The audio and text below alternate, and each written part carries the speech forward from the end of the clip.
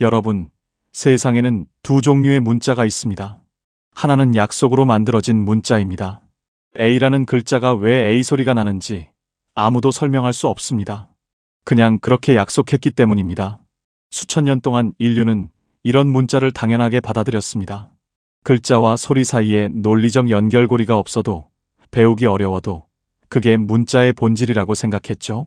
하지만 500년 전 지구 반대편 작은 나라에서 완전히 다른 종류의 문자가 탄생했습니다. 미국의 한 저명한 언어학자가 이 문자를 처음 봤을 때 그는 이것이 글자라고 인식하지 못했습니다. 마치 기계 설계도처럼 보였고 인체 해부도처럼 보였습니다. 그는 30년간 세계의 모든 문자를 연구했지만 이런 건 처음이었습니다. 책을 펼쳐든 그의 손이 떨렸습니다. 첫 페이지를 읽는 순간 그는 완전히 얼어붙었습니다. 이건 문자가 아니다. 이건 소리의 지도다.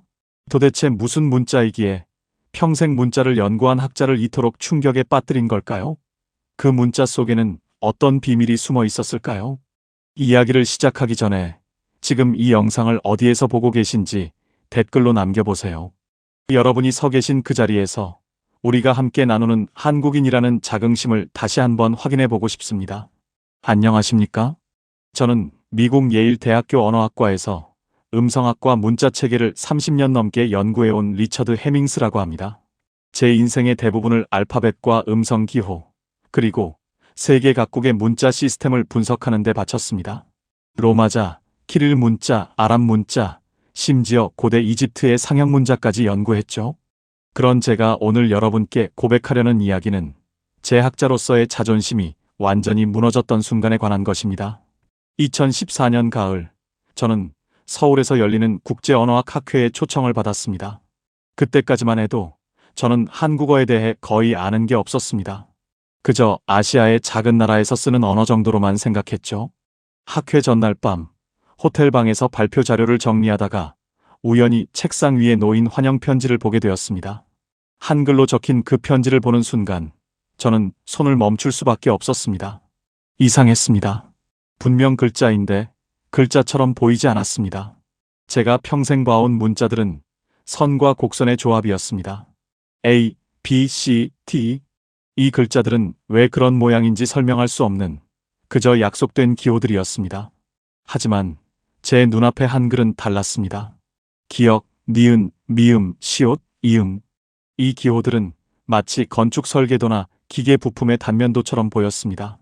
직선과 곡선이 규칙적으로 배치되어 있었고 어떤 체계적인 원리가 숨어 있는 것처럼 느껴졌습니다. 저는 그 순간 묘한 불안감을 느꼈습니다.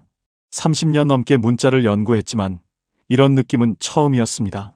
이건 단순히 소리를 적기 위한 부호가 아니라 무언가를 그려낸 것 같았습니다. 글자를 읽기도 전에 저는 이미 이 문자 앞에서 압도당하고 있었습니다.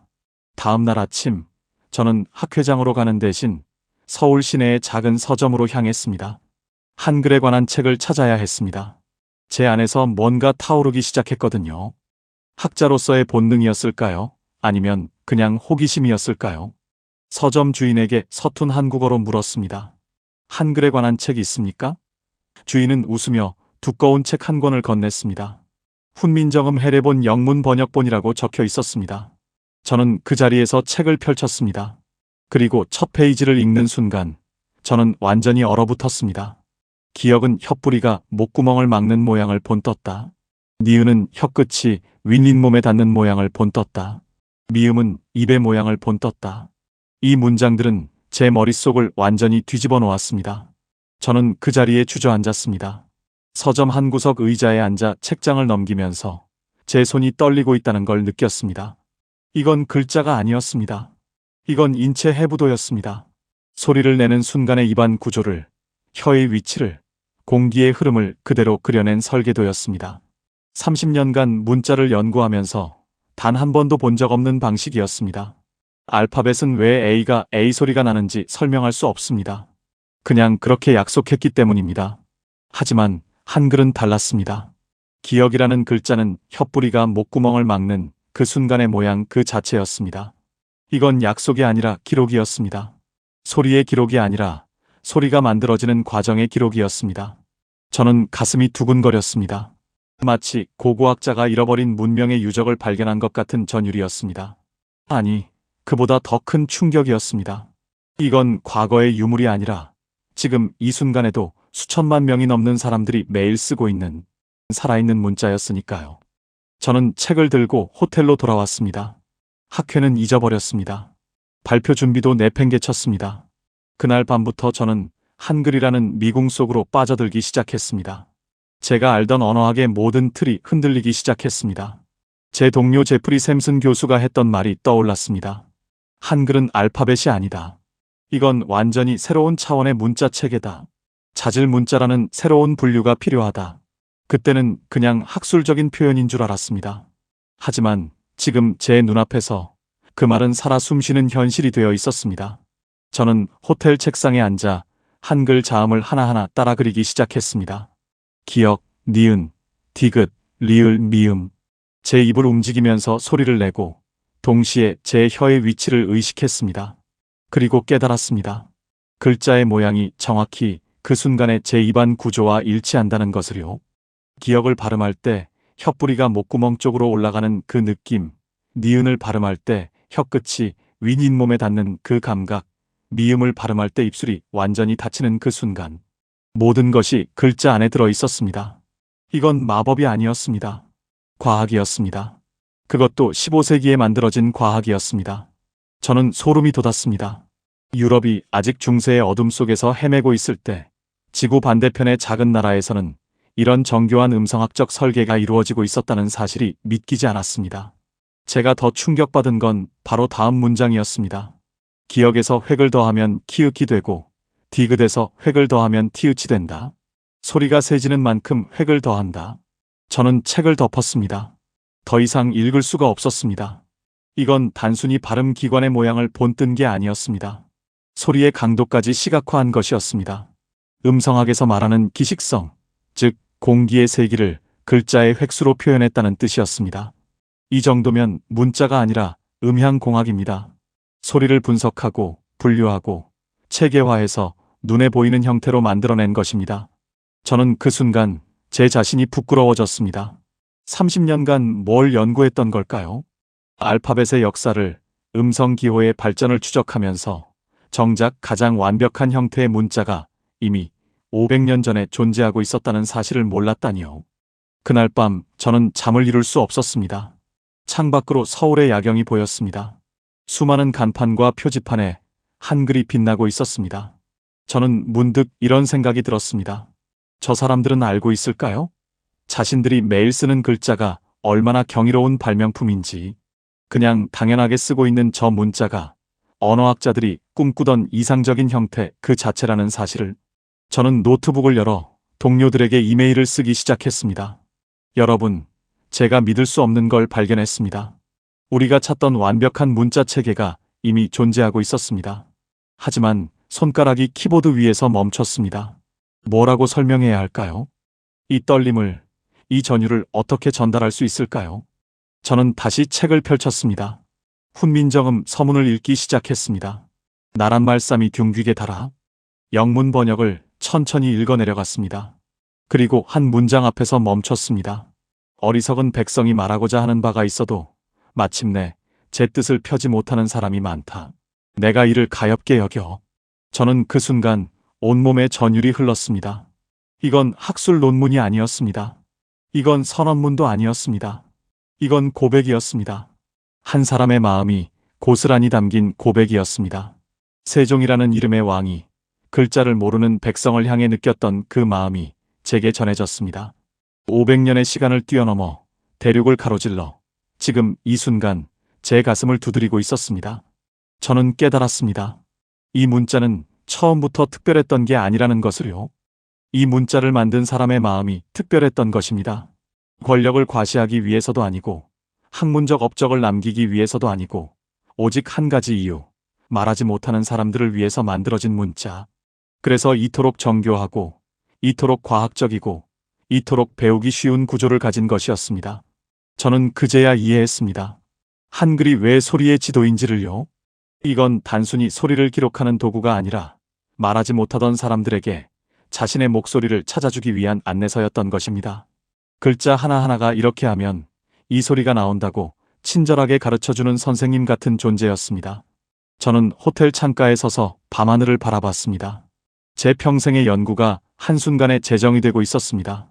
다음 날부터 저는 완전히 다른 사람이 되어 있었습니다. 학회는 이미 끝났고 저는 서울에 일주일을 더 머물기로 결정했습니다. 호텔 방은 어느새 한글에 관한 책들과 논문들로 가득 찼습니다.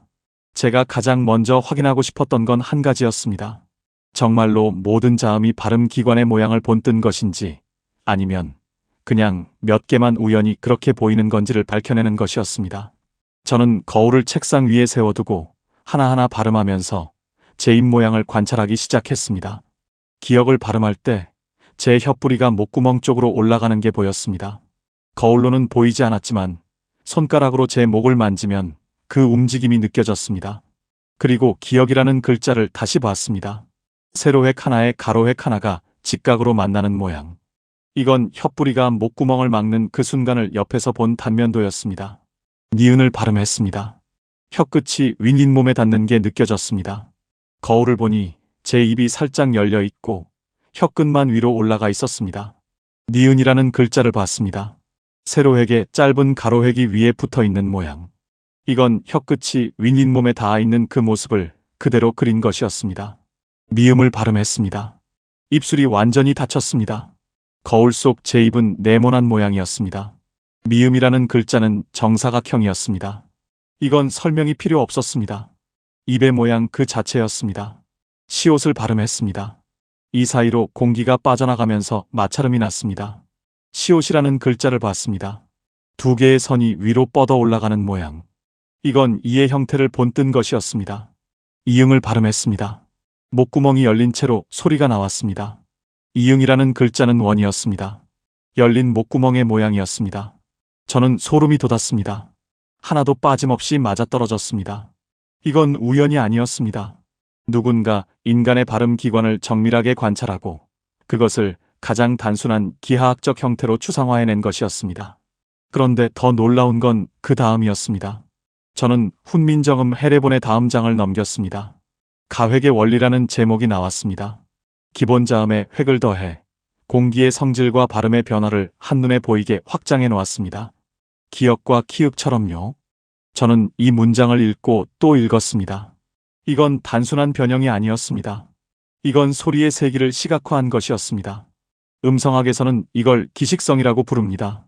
같은 위치에서 소리를 내되 공기를 얼마나 세게 내보내느냐의 차이입니다. 저는 다시 거울 앞에 섰습니다. 기역과 키읔을 번갈아 발음했습니다. 혀의 위치는 같았습니다. 하지만 키읔을 발음할 때는 공기가 훨씬 더 세게 터져나왔습니다. 손을 입 앞에 대보니 그 차이가 확실히 느껴졌습니다. 기역을 발음할 때는 약한 바람이, 키읔을 발음할 때는 강한 바람이 손바닥에 닿았습니다. 그리고 글자를 비교했습니다. 기역은 두 획으로 이루어져 있고 키읔은 거기에 획 하나가 더해져 있었습니다. 이 추가된 획 하나가 바로 소리를 낼 때 공기가 얼마나 더 거세게 터져나오는지 그 차이를 보이게 만든 것이었습니다. 저는 믿을 수가 없었습니다. 15세기에 이런 정교한 음성학적 분석이 가능했다는 것이, 그리고 그것을 이렇게 단순하고 명확한 시각적 체계로 만들어냈다는 것이 도저히 믿기지 않았습니다. 저는 제 동료들에게 이 사실을 알려야 한다고 생각했습니다. 하지만 어떻게 설명해야 할지 막막했습니다.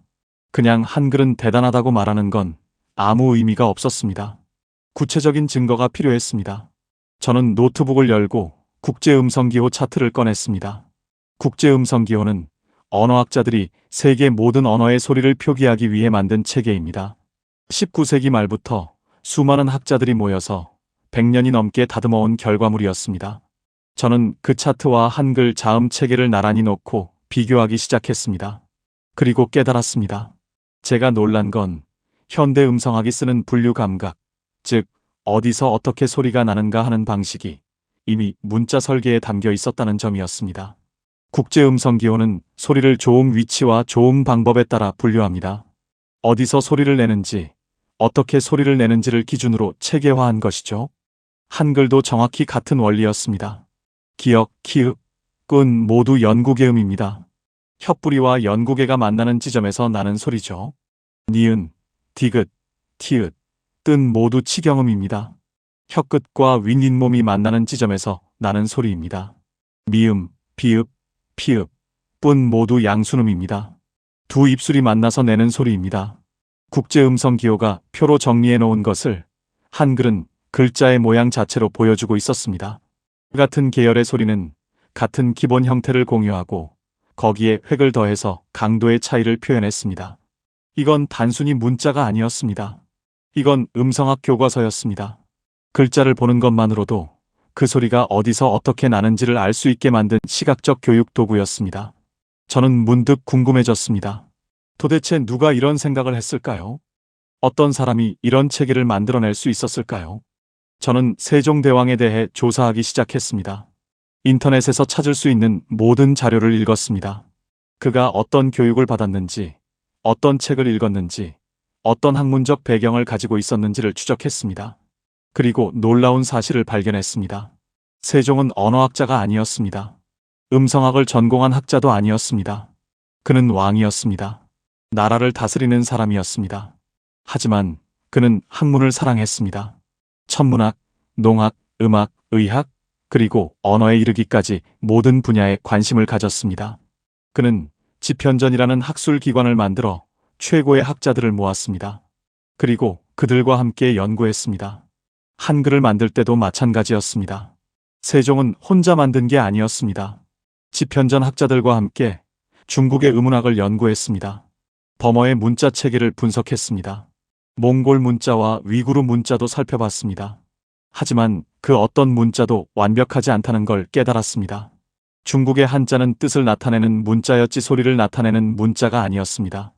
범어의 문자는 소리를 나타내긴 했지만 왜 그런 모양인지 설명할 수 없었습니다. 그래서 세종은 결심했습니다. 완전히 새로운 문자를 만들겠다고요. 소리의 본질을 담은 문자를 만들겠다고요. 그리고 그는 해냈습니다. 인간의 발음 기관을 관찰하고 소리가 만들어지는 원리를 파악하고 그것을 가장 단순하고 명확한 형태로 표현해냈습니다. 저는 그 순간 깨달았습니다. 이건 단순히 뛰어난 문자 체계가 아니라는 것을요. 이건 철학이었습니다. 세종의 철학이 담긴 작품이었습니다. 그는 문자가 특권층의 전유물이 되어서는 안 된다고 믿었습니다. 그를 모르는 백성이 자신의 생각을 표현할 수 없다는 게 그에게는 견딜 수 없는 일이었습니다. 그래서 그는 누구나 쉽게 배울 수 있는 문자를 만들고자 했습니다. 하지만 쉽다는 것이 단순하다는 뜻은 아니었습니다. 오히려 그 반대였습니다. 진정으로 쉬운 것은 원리가 명확한 것입니다. 왜 이렇게 쓰는지, 왜 이렇게 소리 나는지를 이해할 수 있을 때 비로소 진짜 배움이 일어납니다. 세종은 그걸 알고 있었습니다. 그래서 그는 글자의 모양 자체가 설명이 되도록 만들었습니다. 선생님이 옆에서 가르쳐주지 않아도 글자를 보는 것만으로도 어떻게 발음하는지 유추할 수 있도록 설계했습니다. 저는 훈민정음 해례본의 서문을 다시 읽었습니다. 어리석은 백성이 말하고자 하는 바가 있어도 마침내 제 뜻을 펴지 못하는 사람이 많다. 내가 이를 가엾게 여겨 새로 28글자를 만드니 사람마다 쉽게 익혀 날마다 쓰는데 편하게 하고자 할 따름이다. 이 문장이 이제는 다르게 읽혔습니다. 처음에는 그냥 겸손한 표현인 줄 알았습니다. 하지만 지금은 알 수 있었습니다. 이건 선언이었습니다. 문자는 권력의 도구가 아니라 소통의 도구여야 한다는 선언이었습니다. 배운 사람만이 아니라 배우지 못한 사람도 자신의 목소리를 낼 수 있어야 한다는 믿음이었습니다. 그리고 세종은 그 믿음을 실현했습니다. 500년이 지난 지금도 한국 사람들은 한글을 쓰고 있습니다. 문맹률은 거의 제로에 가깝습니다. 누구나 읽고 쓸 수 있습니다. 저는 창밖을 바라봤습니다. 서울 거리를 걷는 사람들이 보였습니다. 그들은 스마트폰으로 문자를 보내고 간판을 읽고 책을 읽고 있었습니다. 너무나 당연하게요. 하지만 저는 알고 있었습니다. 이건 당연한 게 아니라는 것을요. 세계 어디에도 이런 나라는 없습니다. 문자 하나로 모든 국민이 소통할 수 있는 나라는 드뭅니다. 대부분의 나라에서는 문자가 여전히 장벽입니다. 배우기 어렵고 익히는데 오랜 시간이 걸립니다. 하지만 한국은 달랐습니다. 한글 덕분에 누구나 글을 읽고 쓸 수 있었습니다. 저는 그 순간 깨달았습니다. 한글은 단순히 문자가 아니라 선물이라는 것을요. 세종이 백성에게 준 선물이었습니다. 그리고 그 선물은 500년이 지난 지금도 여전히 빛나고 있었습니다. 그렇다면 이제 질문은 하나로 모아졌습니다. 왜일까요? 왜 이토록 정교한 문자를 만들었을까요? 과학적 호기심 때문이었을까요? 학문적 업적을 남기기 위해서였을까요? 아니면 왕으로서의 권위를 과시하기 위해서였을까요? 저는 그 답을 찾기 위해 더 깊이 파고들기 시작했습니다. 세종이 살았던 시대로 돌아가 봐야 했습니다. 15세기 조선은 건국한 지 얼마 되지 않은 신생 국가였습니다. 왕조를 안정시키고 국가의 기틀을 다져야 하는 시기였죠. 세종은 그 무거운 짐을 짊어진 왕이었습니다. 그런 그가 왜 문자 개발에 그토록 많은 시간과 노력을 쏟았을까요? 당시 조선의 지배층은 모두 한문을 썼습니다. 중국의 문자 체계를 그대로 사용했죠.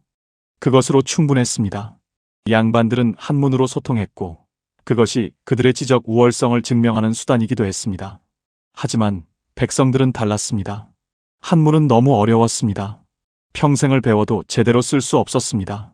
아니, 배울 기회조차 없었습니다. 대부분의 백성은 글을 모르고 살았습니다. 자신의 이름도 쓸 줄 몰랐습니다. 억울한 일을 당해도 소장을 쓸 수 없었습니다. 자식에게 편지를 보낼 수도 없었습니다. 그들은 말은 할 수 있었지만 그 말을 기록할 방법이 없었습니다. 세종은 이것을 보았습니다.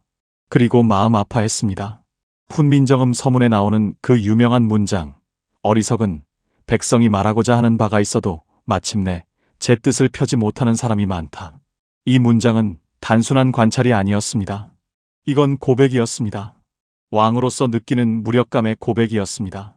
저는 이 문장을 곱씹으면서 문득 한 가지를 떠올렸습니다. 성경 말씀이었습니다.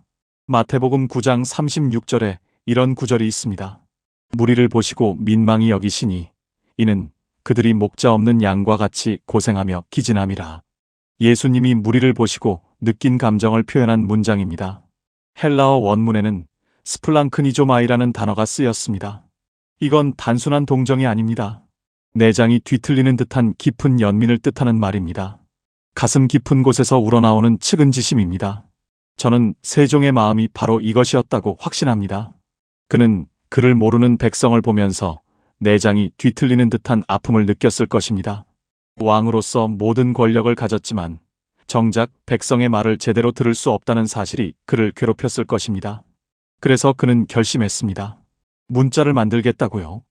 백성이 스스로 말할 수 있게 해주겠다고요. 이건 혁명이었습니다. 당시로서는 상상할 수 없는 일이었습니다. 문자는 지배층의 특권이었습니다.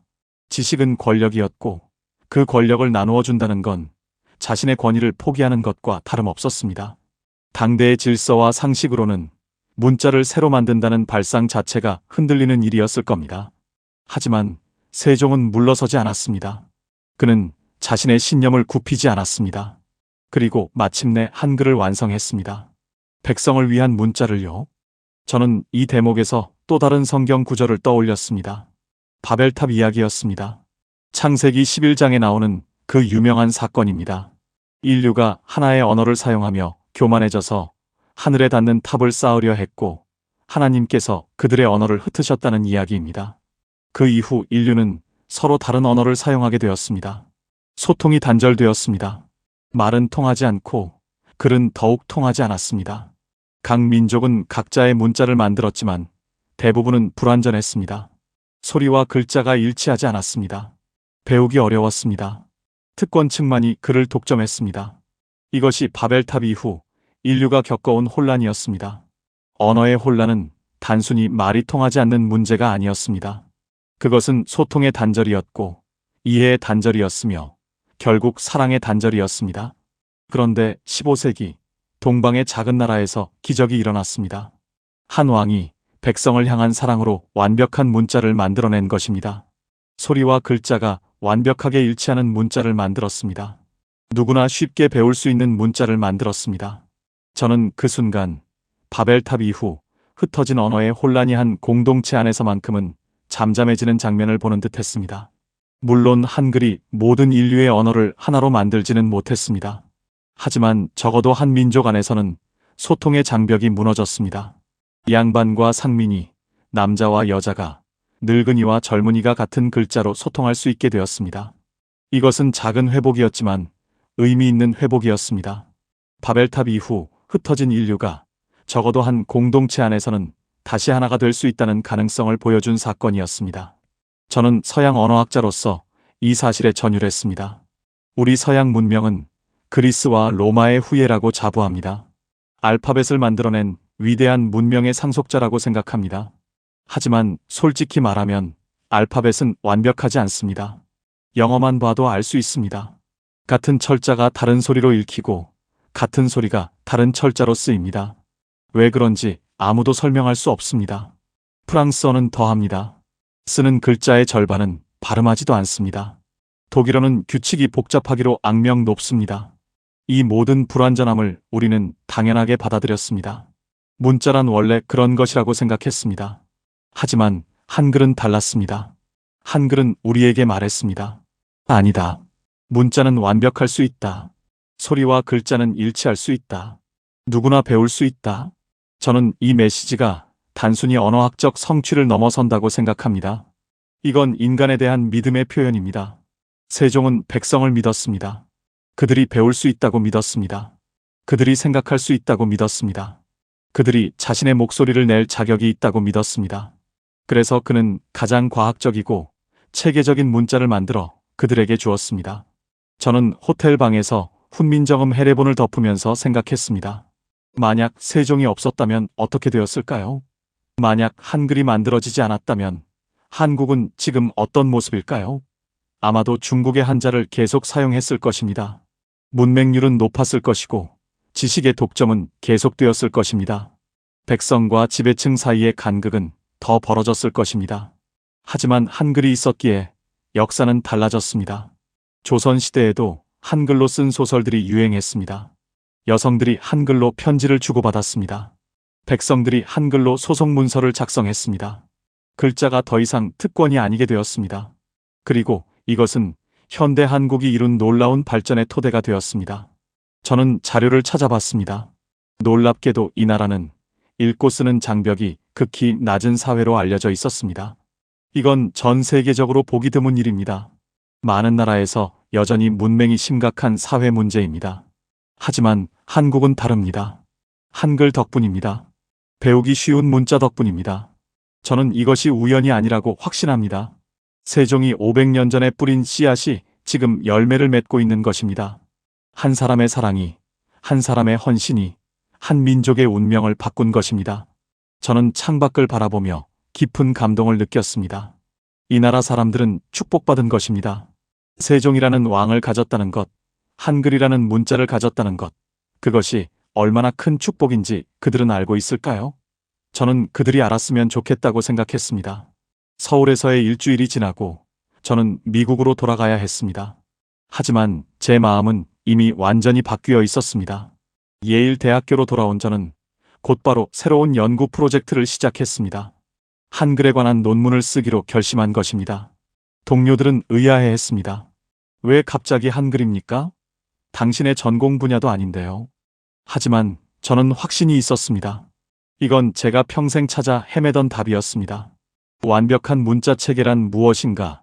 언어와 문자는 어떤 관계여야 하는가? 문자는 누구를 위해 존재해야 하는가? 이 모든 질문에 대한 답이 한글 안에 들어 있었습니다. 저는 한 학기 동안 한글에 관한 세미나를 열었습니다. 처음에는 학생 몇 명만 등록했습니다. 하지만 수업이 진행되면서 입소문이 났습니다. 다른 과 학생들도 찾아왔습니다. 심지어 다른 교수들도 청강을 신청했습니다. 저는 그들에게 한글의 원리를 설명했습니다. 자음이 발음 기관의 모양을 본뜬 것이라는 사실, 가획의 원리로 소리의 강도를 표현한다는 사실, 모음이 천지인 삼재 사상을 담고 있다는 사실. 학생들은 경이로워했습니다. 이게 정말 15세기에 만들어진 겁니까? 한 사람이 이런 체계를 설계할 수 있었다는 게 믿기지 않습니다. 저는 그들의 반응을 보면서 뿌듯했습니다. 제가 서울에서 느꼈던 그 전율을 그들도 함께 느끼고 있었으니까요. 하지만 제가 가장 강조한 건 따로 있었습니다. 한글의 과학적 원리도 중요하지만 더 중요한 건 그것을 만든 사람의 마음이라는 것이었습니다. 세종은 단순히 뛰어난 문자를 만들고 싶었던 게 아니었습니다. 그는 백성을 사랑했습니다. 그들이 말하지 못하는 것을 안타까워했습니다. 그래서 가장 배우기 쉬운 문자를 만들었습니다. 이것이 한글의 본질입니다. 과학이 아니라 사랑입니다. 체계가 아니라 연민입니다.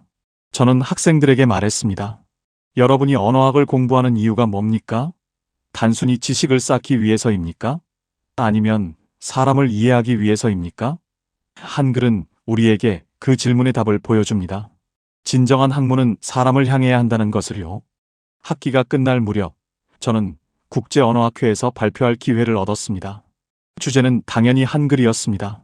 자질 문자로서의 한글 음성학적 분석과 그 함이라는 제목이었습니다. 발표장은 가득 찼습니다. 세계 각국에서 온 언어학자들이 모였습니다. 저는 그들 앞에서 한글의 원리를 설명했습니다. 화면에 기역, 니은, 미음, 시옷, 이응을 띄워놓고 각각이 어떻게 발음 기관의 모양을 본뜬 것인지 보여주었습니다.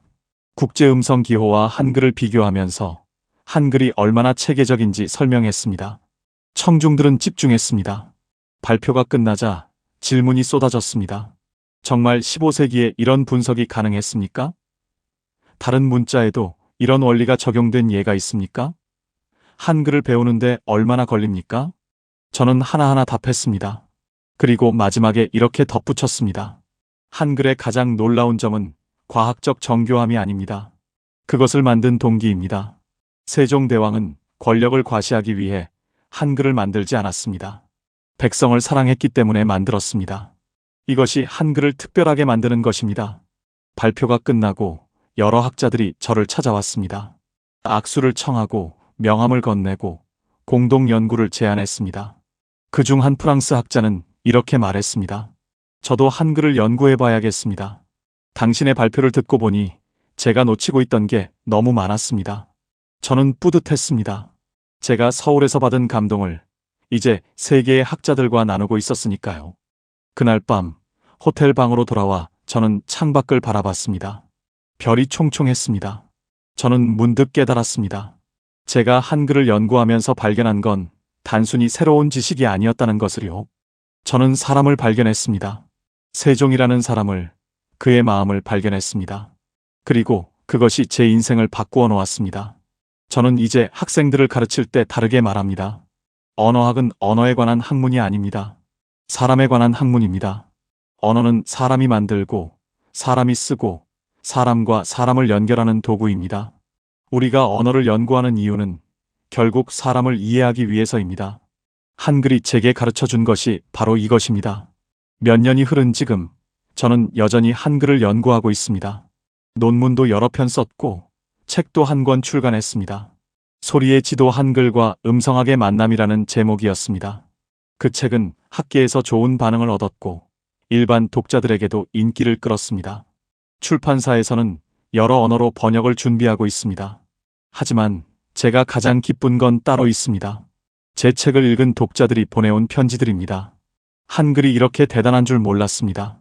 저는 한국 사람인데 이제야 한글의 가치를 알게 되었습니다. 제 아이에게 한글을 가르치면서 이 원리를 설명해주고 싶습니다. 이런 편지들을 받을 때마다 저는 제가 한 일이 의미 있었다고 느낍니다. 얼마 전에는 한국에서 초청이 왔습니다. 세종대왕 기념 학술대회에서 기조연설을 해달라는 것이었습니다.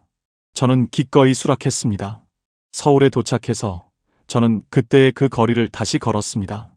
2014년에 처음 왔을 때 걸었던 그 길을요. 간판들이 여전히 한글로 빛나고 있었습니다. 사람들이 스마트폰으로 한글을 치고 있었습니다. 아이들이 한글 그림책을 읽고 있었습니다. 모든 게 너무 자연스러웠습니다. 하지만 저는 알고 있었습니다. 이 자연스러움이 얼마나 특별한 것인지를요. 학술대회 날 저는 연단에 섰습니다. 청중석에는 한국의 언어학자들과 학생들, 그리고 일반인들이 가득했습니다. 저는 영어로 발표했지만 통역사가 실시간으로 한국어로 통역해 주었습니다. 저는 이렇게 시작했습니다. 저는 서양에서 온 언어학자입니다. 10년 전 이곳에 처음 왔을 때 저는 한글을 몰랐습니다. 하지만 한글을 알게 된 후 제 인생이 바뀌었습니다. 오늘 이 자리에서 제가 여러분께 전하고 싶은 메시지는 단순합니다. 여러분은 보물을 가지고 있습니다. 저는 화면에 한글 자음들을 띄웠습니다. 기역, 니은, 미음, 시옷, 이음. 이 글자들은 단순한 기호가 아닙니다. 이것은 인류가 만든 가장 과학적인 문자 체계입니다. 이것은 한 왕이 백성을 향해 가졌던 사랑의 결정체입니다. 이것은 소리의 지도입니다. 청중들이 숨을 죽이고 들었습니다. 저는 계속 말했습니다. 여러분은 태어날 때부터 이 지도를 손에 쥐고 태어났습니다. 세계의 학자들이 경이로워하며 연구하는 이 보물을 여러분은 너무도 당연하게 사용하고 있습니다. 저는 잠시 말을 멈췄습니다. 그리고 천천히 말했습니다. 하지만 당연한 것은 없습니다. 500년 전 한 사람이 백성을 사랑했기에 여러분은 지금 자유롭게 글을 쓸 수 있습니다. 한 사람의 헌신이 한 민족의 운명을 바꾸었습니다. 부디 기억하십시오. 여러분이 쓰는 그 글자 하나하나에 사랑이 담겨 있다는 것을요. 여러분이 읽는 그 문장 하나하나에 500년 전 왕의 마음이 살아 숨쉬고 있다는 것을요. 발표가 끝나자 기립박수가 터져나왔습니다. 저는 그 순간 눈시울이 뜨거워지는 걸 느꼈습니다. 제가 전하고 싶었던 메시지가 그들의 마음에 닿았다는 것을 알 수 있었습니다. 행사가 끝나고 한 노인이 저를 찾아왔습니다. 70대쯤 되어 보이는 분이었습니다. 교수님, 감사합니다. 저는 평생 한글을 써왔지만 오늘 처음으로 한글이 얼마나 소중한지 깨달았습니다. 그분의 눈에 눈물이 맺혀 있었습니다. 저도 덩달아 울컥했습니다. 저는 그분의 손을 잡으며 말했습니다. 아닙니다. 제가 감사해야 합니다. 여러분의 문자가 제 인생을 바꾸어 놓았으니까요. 그날 밤 호텔로 돌아오는 택시 안에서 저는 창밖을 바라봤습니다. 서울의 밤거리가 한글로 빛나고 있었습니다. 간판, 전광판, 버스 정류장, 모든 곳에 한글이 있었습니다. 저는 생각했습니다. 이 나라 사람들은 정말 축복받았다고요. 지금도 저는 가끔 학생들에게 묻습니다. 완벽한 문자란 무엇일까요? 학생들은 여러 가지 답을 내놓습니다. 배우기 쉬운 문자, 소리와 일치하는 문자, 체계적인 문자, 모두 맞는 답입니다. 하지만 저는 이렇게 덧붙입니다. 완벽한 문자란 사랑으로 만들어진 문자입니다. 한글처럼요. 10년 전 서울에서 받았던 그 충격을 저는 아직도 생생히 기억합니다. 그날 저는 깨달았습니다. 이건 글자가 아니었다는 것을요. 이건 소리의 지도였고 사랑의 증거였으며 한 민족을 향한 선물이었습니다. 그리고 그 선물은 500년이 지난 지금도 여전히 빛나고 있습니다. 한국 사람들이 매일 쓰는 그 글자 속에서요. 저는 언어학자로서 그리고 한 사람으로서 한글 앞에 고개를 숙입니다. 감사와 경외의 마음으로요. 오늘 사연은 여기까지입니다. 여러분이 서 계신 그 자리에서 미처 알지 못했던 한국인이라는 자긍심을 함께 나누고 싶습니다. 공감하셨다면 오늘 이야기 속에서 느끼신 점을 댓글에 남겨보세요. 그 한 줄이 다음 사연을 준비하는데 큰 힘이 됩니다. 영상이 마음에 드셨다면 좋아요와 구독도 부탁드립니다. 시청해주셔서 감사합니다.